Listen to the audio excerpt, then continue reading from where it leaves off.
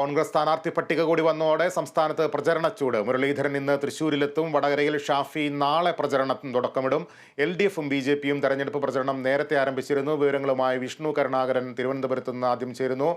വിഷ്ണു, തിരുവനന്തപുരത്ത് രാജ്യം ഉറ്റുനോക്കുന്ന മണ്ഡലമാണ് തിരുവനന്തപുരം. ശശി തരൂരിൻ്റെ സ്ഥാനാർത്ഥിത്വം ഇന്നലെ ഔദ്യോഗികമായി പ്രഖ്യാപിച്ചു. ശശി തരൂർ ഇന്ന് പ്രചരണ രംഗത്ത് എന്തെങ്കിലും പരിപാടികളുണ്ടോ? രാജീവ് ചന്ദ്രശേഖരൻ്റെ പ്രചരണം എങ്ങനെ മുന്നേറുന്നു? പന്നിൻ രവീന്ദ്രൻ ഏതൊക്കെ മേഖലകളിലാണ് ഇന്ന് പ്രചരണം നടത്തുന്നത്? ലിബീഷ്, തിരുവനന്തപുരത്ത് പ്രധാനമായി ഇപ്പോൾ LDFിന് പന്നിയൻ രവീന്ദ്രനും UDFിന് ശശി തരൂറും അതോടൊപ്പം BJPക്ക് രാജീവ് ചന്ദ്രശേഖർ അടക്കമുള്ള സ്ഥാനാർത്ഥികളാണ് പ്രഖ്യാപിച്ചിരിക്കുന്നത്. വലിയ രീതിയിലുള്ള ഒരു ആവേശ പോരാണ് തലസ്ഥാന നഗരത്തിൽ ഉണ്ടാകുക. ഏതായാലും വലിയ രീതിയിലുള്ള ആഘോഷം ആയി തന്നെയാണ് കാര്യങ്ങളൊക്കെയും നടക്കുന്നത്. ഇപ്പോൾ അതുമായി ബന്ധപ്പെട്ട പ്രചരണ പരിപാടികളൊക്കെയും മുന്നേറിക്കൊണ്ടിരിക്കുകയാണ്. റോഡ് ഷോ അടക്കമുള്ള കാര്യങ്ങൾ LDFും NDAയും നേരത്തെ തന്നെ തുടങ്ങിയിരുന്നു. അതിന് പിന്നാലെ ഇനി UDFും ഉടൻ തന്നെ പ്രചരണ പരിപാടികൾ ആരംഭിക്കും. അവസാന ഘട്ടത്തിലാണ് ഇപ്പോൾ UDF സ്ഥാനാർത്ഥികളെ പ്രഖ്യാപിച്ചത്.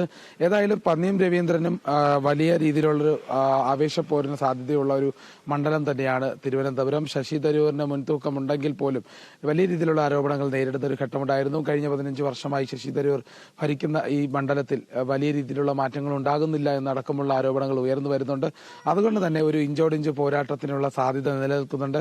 ഏതായാലും തലസ്ഥാന നഗരത്തിനെ സംബന്ധിച്ചിടത്തോളം കേന്ദ്രമന്ത്രിയെ ഉൾപ്പെടുത്തിക്കൊണ്ടുള്ള ഒരു സ്ഥാനാർത്ഥി പ്രഖ്യാപനമായിരുന്നു BJPയുടെ ഭാഗത്തുനിന്നുണ്ടായത്. രാജീവ് ചന്ദ്രശേഖരൻ മത്സരിക്കുമെന്നുള്ളത് വ്യക്തമായിരുന്നു. അതിനുശേഷം റോഡ് ഷോ അടക്കമുള്ള കാര്യങ്ങൾ, പ്രചരണ പരിപാടികൾ ഒക്കെയും പുരോഗമിക്കുന്ന സാഹചര്യമാണ് ഉണ്ടായത്.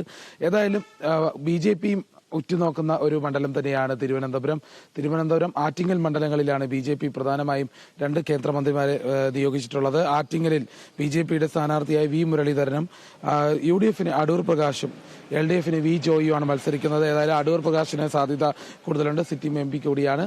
അത്തരത്തിലുള്ള വലിയ പ്രചരണ പരിപാടികൾ ഇപ്പോഴും ആരംഭിച്ചിട്ടുണ്ട്. ഏതായാലും ആറ്റിങ്ങലിൽ ഇന്ന് LDFിന്റെ പ്രചരണ പരിപാടി ഉണ്ടാകും. ഏതായാലും LDF തെരഞ്ഞെടുപ്പ് കൺവെൻഷൻ നടക്കും. ഈ മാസം 10 തന്നെ LDF കൺവെൻഷൻ പൂർണ്ണമായി നടത്തി തീർക്കാനാണ് LDFിന്റെ ഭാഗത്തു നിന്നുള്ള തീരുമാനം. ഏതായാലും പ്രചരണ പരിപാടികളൊക്കെ പുരോഗമിക്കുകയാണ്. ഏതായാലും വാശിയേറിയ പോരാട്ടം തന്നെയായിരിക്കും ഈ മണ്ഡലങ്ങളിലെല്ലാം ഉണ്ടാകുക.